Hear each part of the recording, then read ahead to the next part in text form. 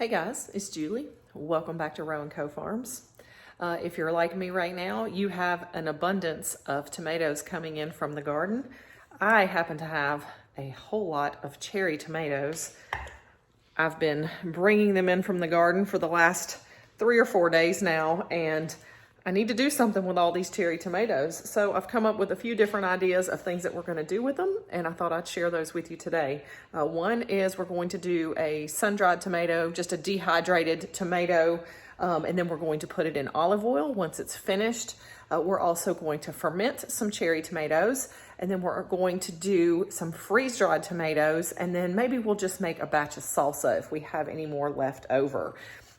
The only one I'm really not sure about is the freeze-dried tomatoes. I've never done those before, so we may just stick with just a small amount just to test it out and see if we like them.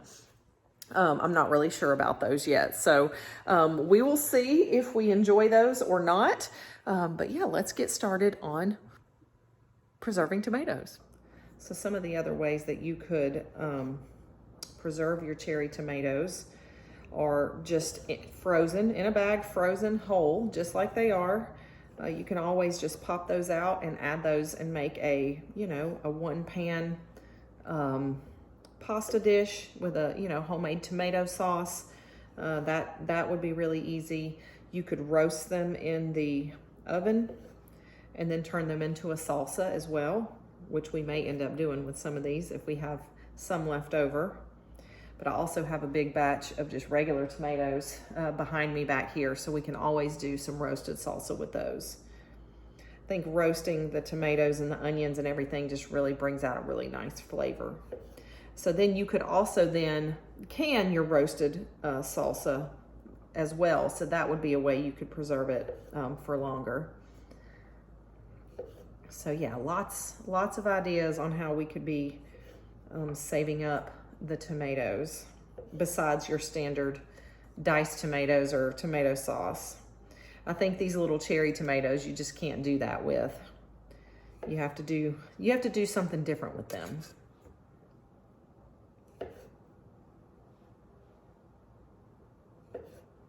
So I'm gonna finish chopping these up. We'll get them into the dehydrator, and then I'll show you what they look like when they come out. So they're going to need to be in the dehydrator at least 24 hours. I'm gonna put them in at about 125 degrees for, well, maybe not quite 125. We'll start at 115, like a nice, really hot, sunny day would be if they were outside. So we'll start with that, and we'll see how they look tomorrow. And if they're done tomorrow, we'll take them off the tray and we'll just cover them in olive oil in a jar. So I'm looking forward to that. They're gonna look really beautiful. Okay guys, so I am going to load up one tray in my freeze dryer with cherry tomatoes. I'm not gonna do these kind of bigger ones. I'm gonna do all my small ones. But they do recommend that you kind of poke a little hole into them so that way the moisture can escape out of them, because the skins of the tomato are so thick that a lot of times the moisture can't escape out of there. So I'm just gonna, let's see here, get all of my tomatoes onto the tray here, and then I'm just gonna go through and give them all a couple of little pokes with this little needle here. Okay, those are ready to go into the freeze dryer, and we will test them out and see how they turn out.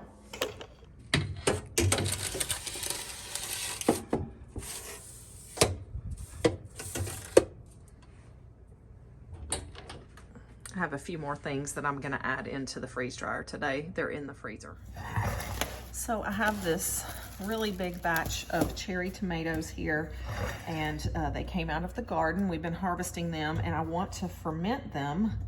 It's really, what's funny is I originally made these last year, these fermented cherry tomatoes, because I thought that they would be great to eat like individually, but I really turned out to not like them that way. But they turned out really good when I turned the fermented tomatoes into a salsa That was a really, really delicious way to eat them. So I'm gonna go ahead and just take all the stems off of these tomatoes here, and we're going to put them into a brine of salt water with a couple of other spices like garlic and some peppercorns and of course some salt.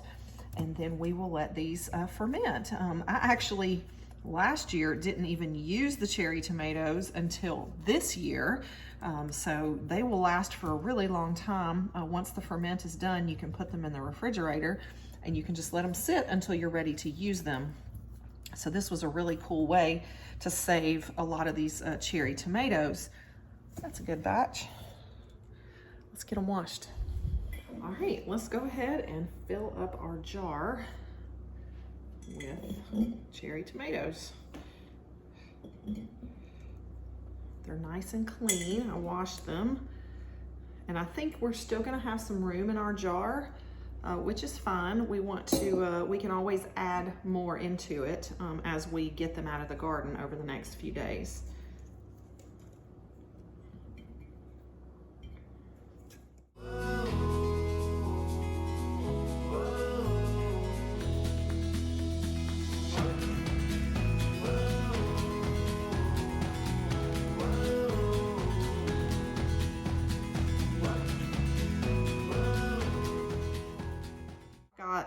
I don't know, probably 6 cloves of garlic there. Just gonna toss those in. Oh, there's one more small one. Add those in. You can flavor this pretty much however you want. The only thing that's not negotiable is salt. You have to add salt. So I'm gonna add, I don't know, a good heaping 2 tablespoons of peppercorns. And let me grab, I had my like heavy coarse salt here, but I think I'm gonna do the fine salt because it dissolves a little bit better. Here it is. Okay, so I'm gonna do definitely 2 big tablespoons of salt. And once I get this filled up, I'm gonna kind of taste it and see if it's salty enough. And usually the way I tell is it usually will be the same as like salt water. If you taste seawater and it has that little bit of saltiness to it, that's how you want it to be for this too. So I'm gonna add some filtered water.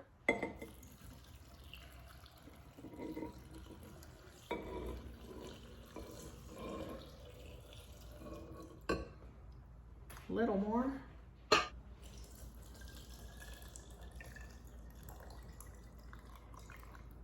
All right, nice. So that's it. I'm gonna add a few weights in here. So these are a few of my fermentation mason tops. We'll see if this will help a little bit. No, this is not a good option here. Okay, well, let's think. I need to put something in here to help weight this down and keep everything below the brine. So maybe I'll add, all right, let me think through for a second. Okay, so the solution I came up with was I took those 2 fermentation weights, I put them into a Ziploc bag, and then I used the bag to kind of push down all of the contents so that nothing was floating up. So now everything is below the liquid, which is exactly what you want to have happen when you're fermenting. And then I'm just going to loosely just place my lid on top. That'll allow for the gases to escape and then for everything to start its ferment process. So there you have it, fermented cherry tomatoes. Make sure that you do, you know, make a note on your jar or a note somewhere like what you have in here and the date that it started. So I always just make sure I write on the outside of the jar with a Sharpie, and you can easily get that off with just a little bit of alcohol later. So I'm gonna write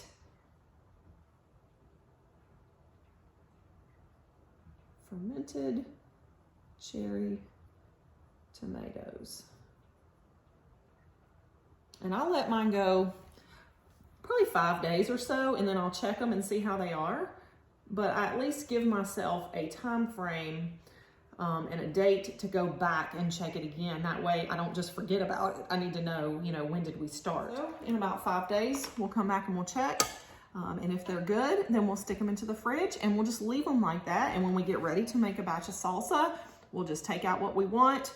We'll mix it all up with our onions and our cilantro and our peppers and all the stuff that we want, and we'll make a really good salsa with it. So I like to keep my ferments together in one spot so I can check on them. And I have some sauerkraut that's going in this small crock currently. I checked it about a day ago and it's still not quite as sour as I want it. So that's gonna stay.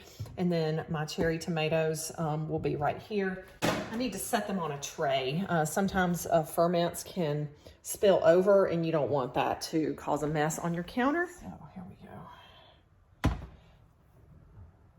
And they don't always do that, but I do think because the cherry tomatoes have a lot of liquid in them, plus we have a lot of liquid already in the jar, we will definitely see this liquid probably overflow at some point.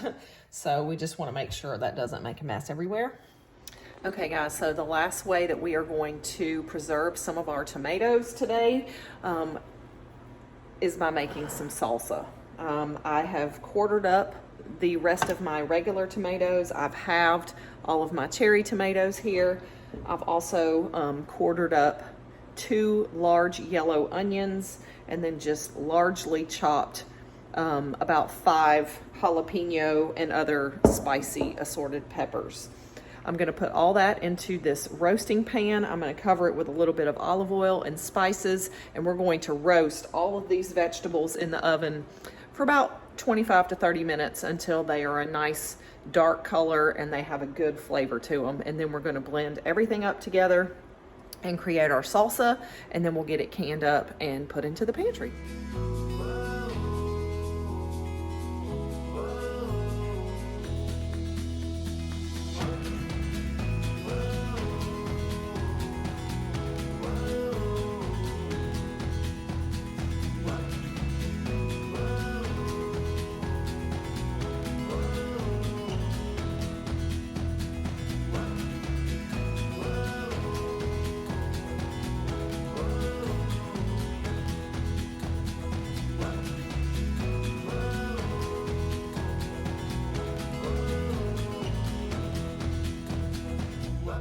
So we're gonna sprinkle a little bit of black pepper.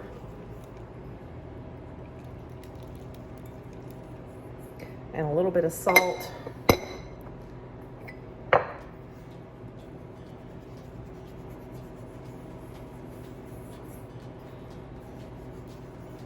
And we'll add more spices once we get everything out and blend it all together. And then I also have some fermented garlic cloves. And I'm just going to toss some of those in too so they can roast along with the rest. Just gonna, oops, I lost one of my tomatoes. I'm just tossing that around a little bit so everything is coated in salt and pepper, and especially in the oil. There we go. Let's put it in the oven at about 400 degrees for about 30 minutes.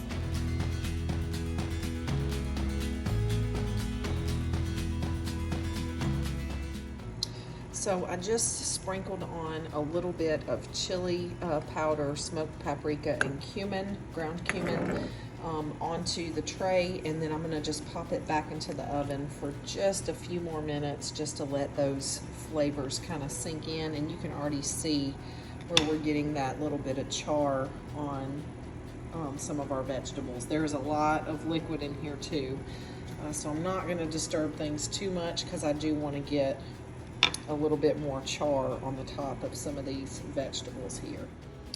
All right, ladies and gentlemen, this is our finished pan of salsa.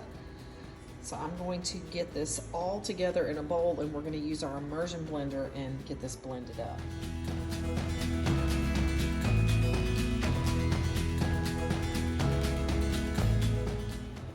Okay guys, I have it blended up into the consistency that I want.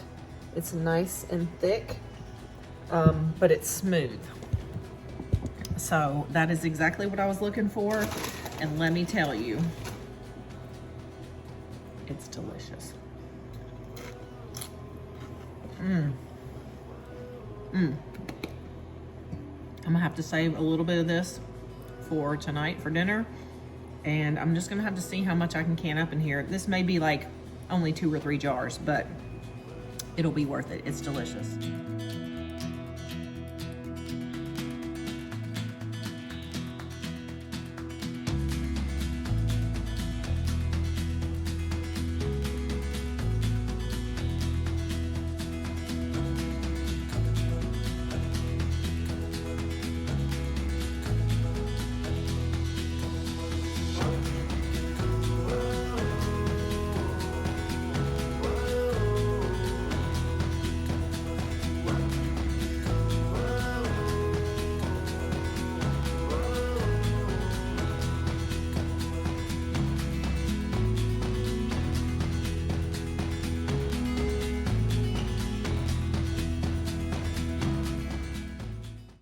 So it's the next day and our tomatoes have been in the dehydrator. I have put them all on this cookie sheet just so that I could take a look at all of them and make sure that they were all dry enough to be put into the olive oil. So I did pull a few out that were not completely dry. They were some of the bigger ones, and I'm going to show you what those look like. So you can see they still have a lot of moisture in them. They have not shriveled up like these other ones have. These are nice and dry. You don't want a lot of moisture in there with your oil, otherwise things are going to get moldy. So I'm just going to set these to the side. I'll throw those back into the dehydrator and we'll get those, you know, a little bit further dehydrated. But for now, I'm going to show you what we're going to continue to do with the rest of our tomatoes. We're going to fill these small jars with our tomatoes, and then we're going to top them off with olive oil. Top them off, did I say that right? With olive oil.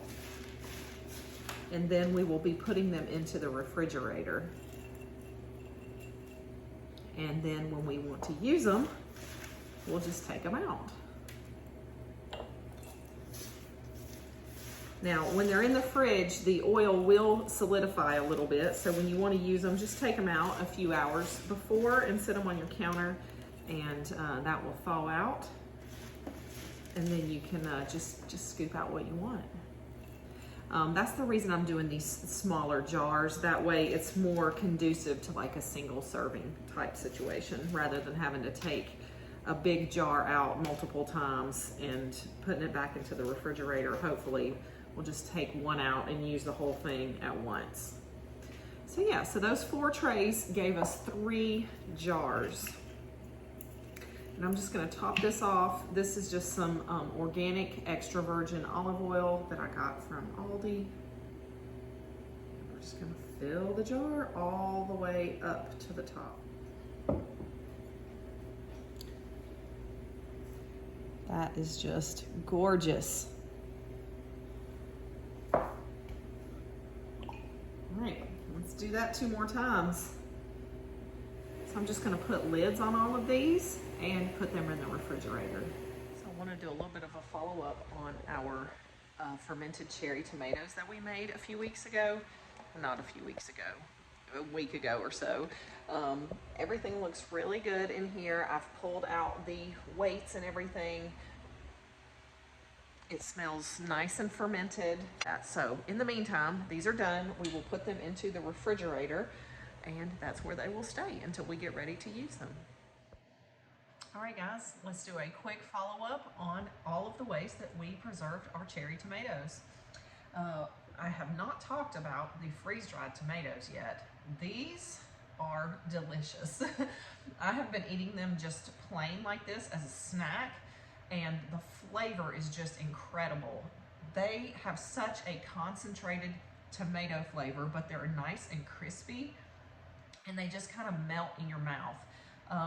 I have just been really blown away by the freeze dryer and been so surprised at how much I am enjoying eating the foods in their freeze dried state, not rehydrating them in any way, but just eating them as a snack.